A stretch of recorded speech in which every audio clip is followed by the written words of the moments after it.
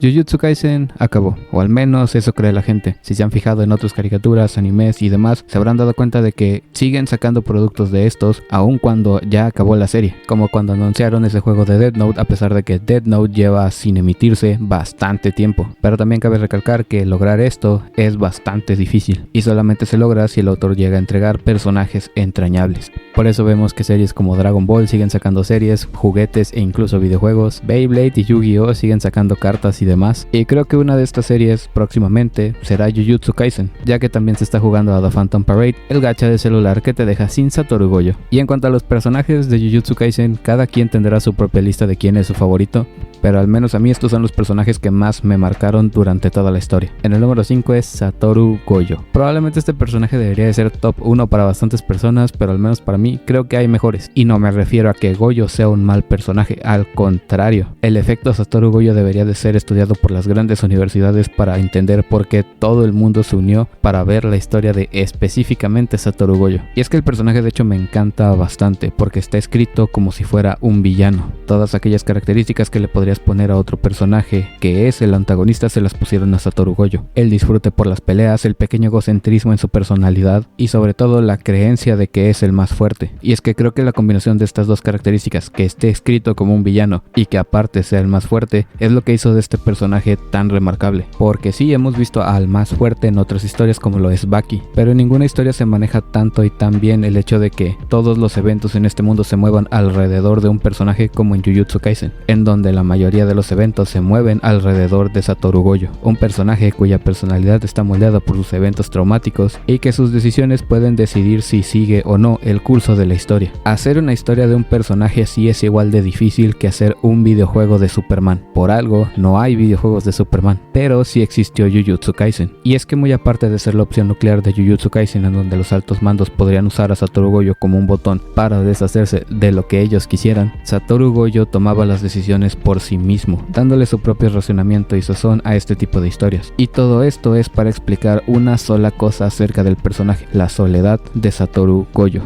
Y creo que es precisamente por eso por lo cual este personaje para mí no es top 1, porque es un personaje con el cual no te puedes identificar. Creo que la analogía del más fuerte está diseñada como una analogía hacia la soledad, en donde la mayoría de la gente puede percibir el personaje de una cierta manera, pero al final nadie se daba cuenta de los verdaderos sentimientos de este, que se sentía solo después de la muerte de su mejor amigo. Y es este mismo quien le dice la frase que puede observar un loto florecer, pero no va a comprenderlo de alguna manera. Y aun cuando creo que muchas personas se hayan sentido solas por X o Y razón, creo que estar solo por ser el más fuerte es algo muy diferente a esos casos. Por lo tanto, para mí Satoru Gojo está en el 5 porque es un personaje con el cual es muy difícil identificarse. En el número 4, Mahito. Mahito es la definición de villano que solamente quiere ver el mundo arder. Algo así como el Joker que interpretó Heath Ledger. Este personaje realmente no tiene un plan a futuro tanto como tiene las acciones en su presente, y entonces se deja llevar por sus estímulos y sus ambiciones. Por lo mismo, ya que no tiene una pizca de empatía y piedad, no le tiembla la mano al momento de hacer una de sus atrocidades, ya sea hacer sus mutaciones transhumanas o simplemente invocar su expansión de dominio para asesinar a alguien. Y es que la importancia de estos villanos es dejar en claro qué es lo que hace el prota. A lo largo de la historia vemos cómo Mahito evoluciona sus habilidades de una manera bastante rápida, pero su personalidad no evoluciona con él. Creo que de todos los personajes en Jujutsu Kaisen, él es el que más se queda estancado, al menos en su mentalidad, y es que su función en la historia es dejarle claro al prota que él es igual a él. Dicho de otra manera, podrás ver a Mahito una y otra vez y te vas a dar cuenta de que evoluciona en muchos de sus aspectos menos en su personalidad,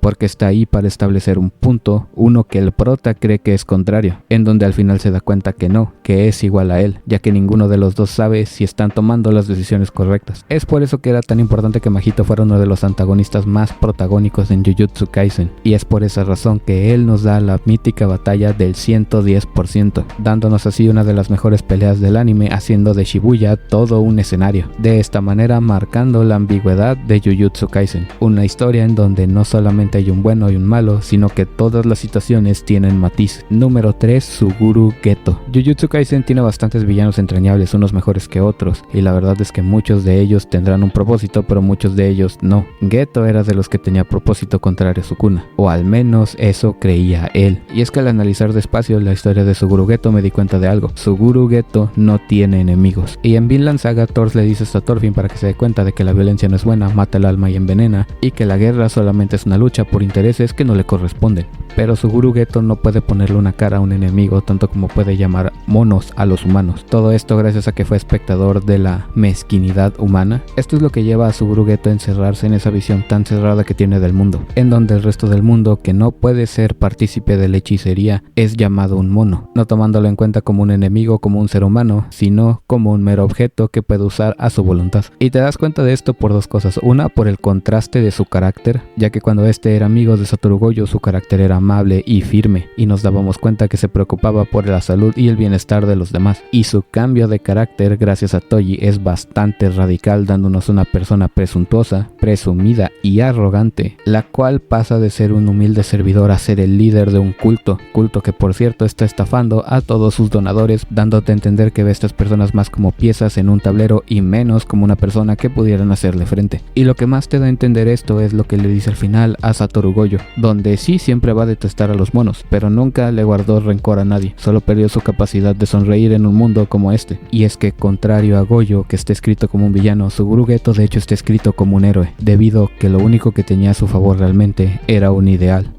de un nuevo mundo en donde la gente inocente no tuviera que morir gracias a que la gente no comprendía la hechicería, uno donde no tuvieras que preocuparte por el más débil ni por ser hechicero, ya que sería un mundo donde la comprensión total de este estaría al alcance de la gente, ya que todos son de alguna manera iguales. Suguru Geto no era un villano y no tenía enemigos, solamente era incapaz de sonreír. Número 2, Aoi Todo. Si tuviera que elegir uno de los personajes necesarios para que la historia de Jujutsu Kaisen avance como lo hizo, entre todos estaría Aoi Todo. Hay una curiosidad bastante grande con este personaje, y es que el hechizo ritual que él invoca para teletransportarse se llama Oogie Boogie. A finales de la Segunda Guerra Mundial, cuando Japón estaba destruido por las bombas atómicas, una de las canciones que sonaba bastante a finales de la Primera Guerra Mundial en Tokio, Japón, era el Tokyo Oogie Woogie, y para este punto se habrán dado cuenta que tiene el mismo nombre de la técnica de Todo. Y es que tanto la canción como el personaje estaban ahí solamente para levantar el ánimo de los soldados que se hallaban rendidos por su experiencia en combate. Y creo que es lo que tanto me encanta de este personaje, porque en un mundo en donde todos parecen tener esta historia profunda para poder desenvolverse dentro de lo que es este mundo, todo tiene esquizofrenia. El Oogie Boogie nos da a entender que todo siempre estuvo ahí para Itadori, en sus momentos de entrenamiento y en sus momentos donde este se sentía más decaído, ya que siempre aparecía en el momento más indicado, tanto cuando le enseñó el Black Flash como en la muerte de Nanami, muerte en donde le dio a entender que todos eran hechiceros y conocían el riesgo de la profesión, donde lo más importante a tomar en cuenta fue lo que dejaron en las manos de Itadori. Y es que por más que no tengamos un desarrollo tan claro de este personaje, tenemos flashbacks que nos dan a entender precisamente cómo es su personalidad exagerada, imponente y potente, pero sobre todo libre, porque nunca retrocedió ante lo que era él ni a sus gustos, sobre todo cuando tenía boletos para su linda atacada. Es por eso que todo está en el top 2, porque al final del día quien más comprendía el mundo de la hechicería, al igual que Shoko, era Todo, personaje que también estaba dispuesto a entregar su vida por lo que él creía que era correcto. Y ahora sí, top 1, el mejor personaje de Jujutsu Kaisen, al menos en mi opinión, Kento Nanami. Y es que quizás al principio haya mencionado a Satoru Gojo como un personaje con el cual no te podrías identificar. Nanami es todo lo contrario. La historia de este personaje nos cuenta cómo lidia con su vida diaria después de un evento traumático, evento que incluye la muerte de su mejor amigo, por lo cual te da a entender el bochorno que es estar vivo día a día y el bochorno de confrontar el ambiente laboral. Curiosamente, lo que mató a este personaje por dentro no fueron las maldiciones, sino ese ambiente laboral, porque es ahí que se da cuenta que no tiene ningún sueño o propósito en la vida y que no está disfrutando el estar vivo. Entre el mundo de la hechicería y su jefe que lo empuja a vender acciones de pacotilla solamente para sacarle dinero a sus clientes que les tienen confianza, se da cuenta que él en esta vida estaba buscando más cuando conoce a una panadera que estuvo ahí todo el tiempo, solo que ese día por alguna razón se decidió hablarle y se da cuenta que esta tiene una maldición en sus costados, maldición que cualquiera pudo haber exorcizado en cualquier momento y en la cual probablemente no tenía que interferir, pero lo hizo. Sí, pudo haberlo hecho cualquiera, pero lo hizo Nanami. Por lo tanto, Nanami recibe algo que no había recibido en décadas por parte de la panadera, el agradecimiento. Y es con esto que Nanami entiende que el propósito de la vida quizás no esté atado solamente al dinero, sino al apoyo que le brindas a los demás y la huella que dejas junto con él, dándonos así el personaje más estoico de todo Jujutsu Kaisen, personaje cuyo único sueño era poder retirarse pacíficamente en una playa, sueño que se vio ofuscado gracias a las maldiciones, ya que aunque se le ordenó que no debía intervenir más a fondo en los eventos de Shibuya, este dio todo por sus estudiantes que estaban bajo su tutela, ya que lo que más añoraba añoraba él era que su vida tuviera un propósito. Por aquí dejaré este video donde explico cómo Kento Nanami es el personaje más estoico que ha tenido Jujutsu Kaisen. Por lo pronto yo fui Hobby y en caso de que no los vea, buenos días, buenas tardes y buenas noches.